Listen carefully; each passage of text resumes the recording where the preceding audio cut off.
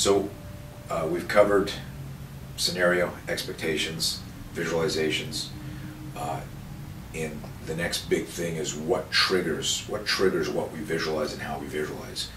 If you are always told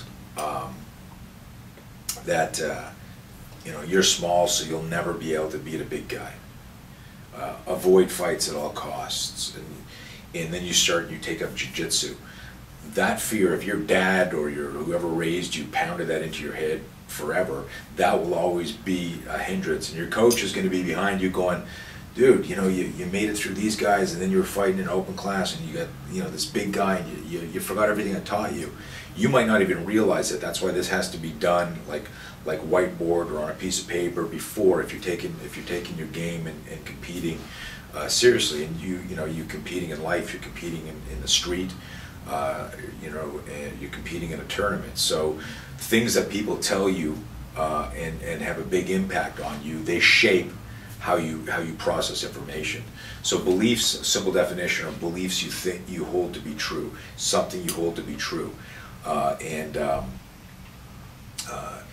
remember a great example was when ground and pound really resurfaced and people were getting dropped, and I remember a buddy of mine, Ron Don Vito, who developed the Marine Corps line system. He said, grappling may be your thing, but blunt trauma is king.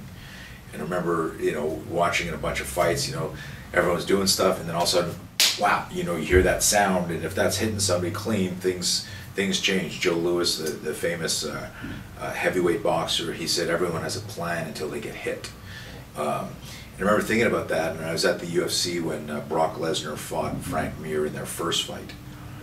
And when Mir knee-barred him, what changed is everything. It kind of refueled my interest in jiu-jitsu and realizing, holy shit, what an important skill to have in any fight.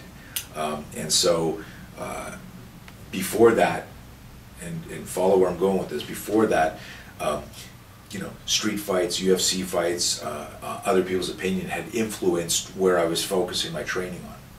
And then one single event where I saw a much larger guy beating down another big guy, both skilled and intense, and then suddenly, the move that was going to stop it was that knee bar, and it was awesome. But what it did is it changed my belief system, which changed how I train. So you need to see how that's all interconnected. Beliefs are things you hold to be true, and probably final message there is a belief is just a belief. It's not necessarily a fact.